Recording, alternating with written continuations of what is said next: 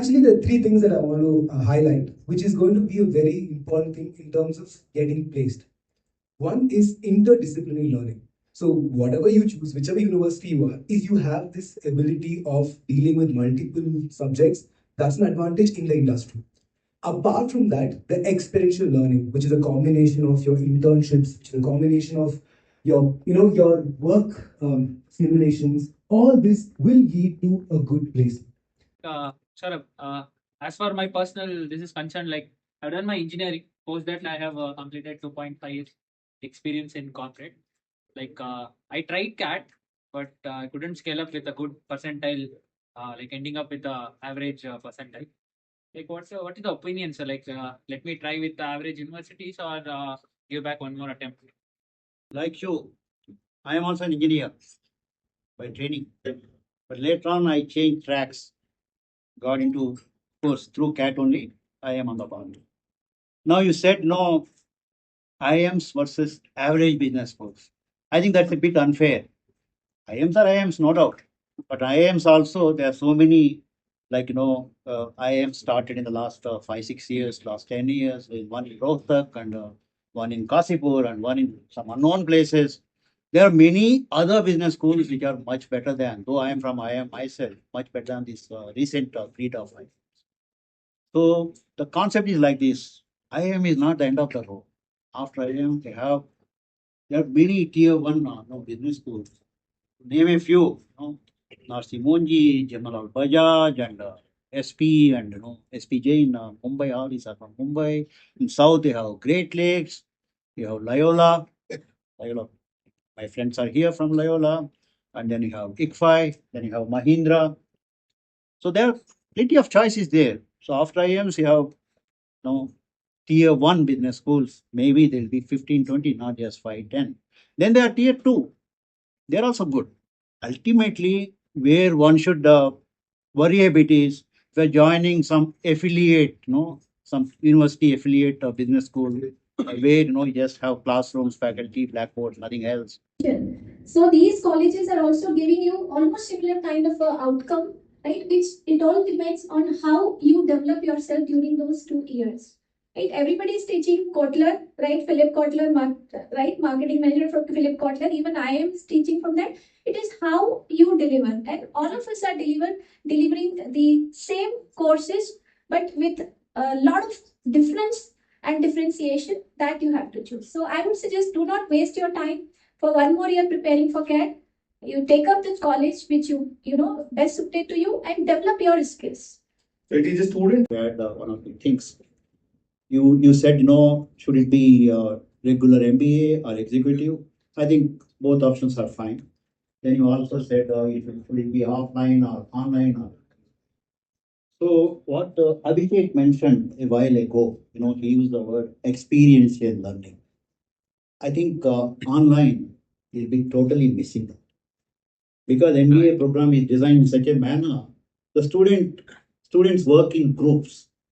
And it's not just some lectures delivered by faculty members, then test of memory or comprehension. No, not at all. So experiential learning, it takes a lot of time, but very briefly, is not just case method. Case method now has become common. It's called a point of parity. Everyone has to go for case method. There's much more than some of the MBA colleges or universities have resorted to physical labs. You may wonder what is physical. It's physical plus digital. It's digital. The International Masters of Business is not recognized by any Indian body, but it is recognized in Europe. It's a European credit transfer system. And as I mentioned, SDA Bocconi is giving that degree only. Okay. So is that going to cause an issue for jobs in India later on? Not at all. So question पहले था PGDM versus MBA. Yeah. So वो खत्म हो गया. अब now you're coming back to the international affiliations. Yeah. So that will anyhow work with you. No, because I think, let's say, for example, if I have to refer my friend over here to a company, and the manager says you require an MBA degree recognized by an Indian institution. So will that be मैं before Arun sir say सिर्फ एक बात बताओ Harvard से पढ़ के आओगे तो क्या पूछेंगे sir Arun sir The same question was asked to me. I said, if I'm from Stanford or Harvard, it's not recognized in India. Will you agree? Seriously, I've done my doctor from business administration, global doctor of business administration from SSBM, Swiss School of Business and Management, Geneva, Switzerland.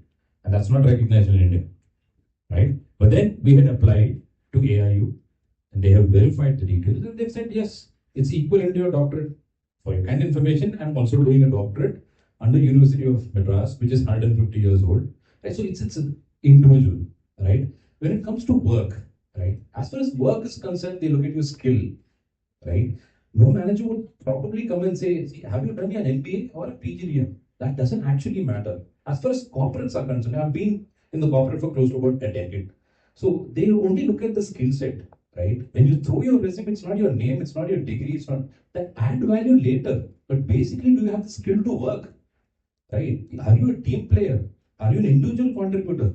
Will you help the organization grow? That's it.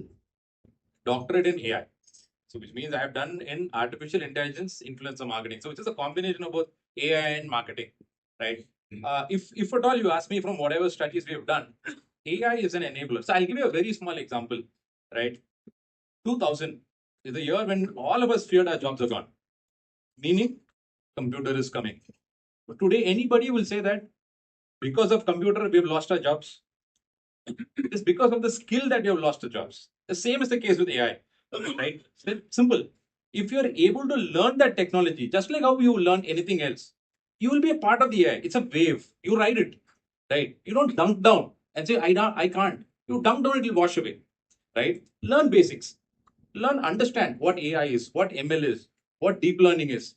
Theoretical understanding itself of all these will help you manage what to do and probably decide what to do, what not to do, right? Nothing's to be feared because these are brought in to enable and not disable. Now, I'll tell you a very, very classic example while I was in the industry, right? I worked for a bank, a very well-renowned bank. It was Indian Overseas Bank, right?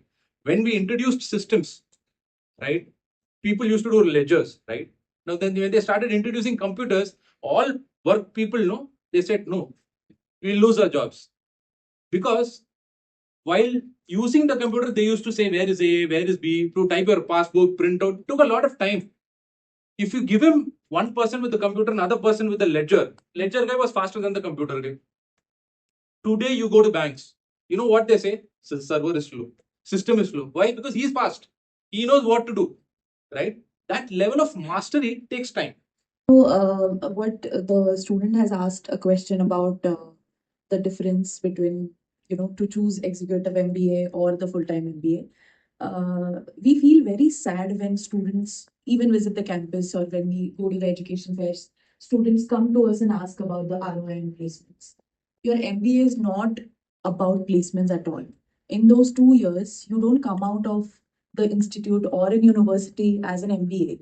You come out as a management professional, right? So you should be able to take that 2 years as an opportunity to develop a personality, right? When you sit for your placements, the first thing they're going to train you with is going to be your communication skills, how you present yourself, how fluently you talk to other people, how confident you are. These are the things which will help you when you come out of an university. And when you sit for placements, it's not only the university's job. Hamara bus chale, we can give you a package of 50 lakhs also, right?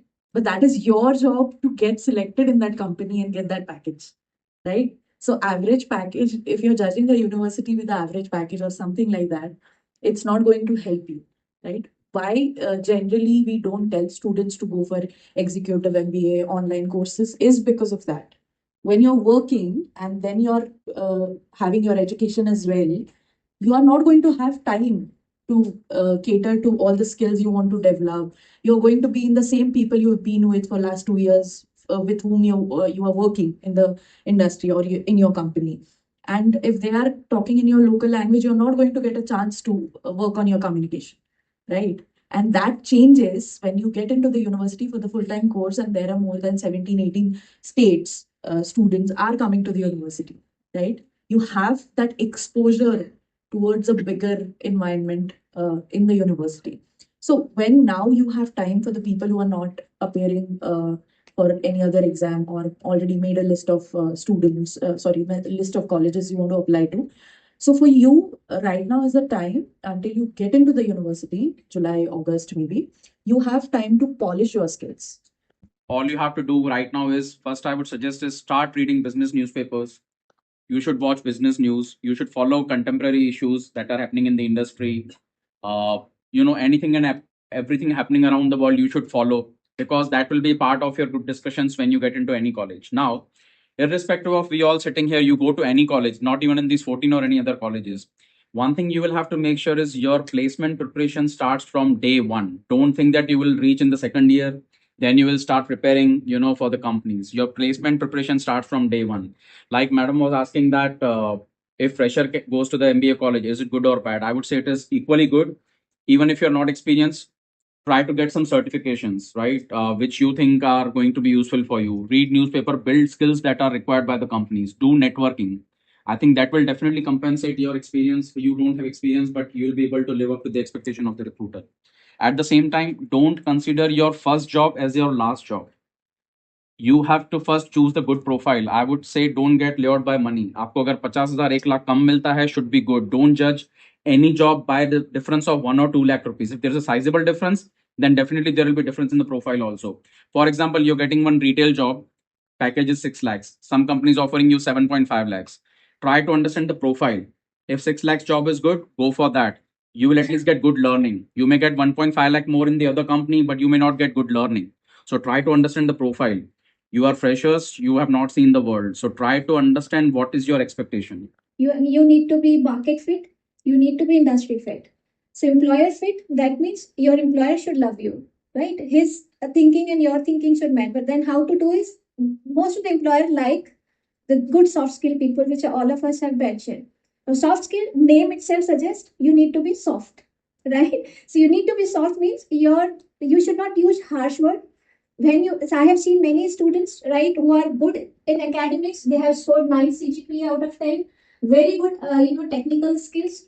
They clear aptitude test. They clear technical route. But the moment HR round comes and they open and they use the harsh words, they clearly get rejected. That means employer does not want egoistic people. Employer does not want, very dominating people. So you need to develop those softness, soft words use. And for that, you need to read good books. Please avoid watching harsh movies on Netflix. Please avoid using harsh vocabulary from all these, OTT platforms. Use good books, right? Read nice books which will develop your soft vocabulary.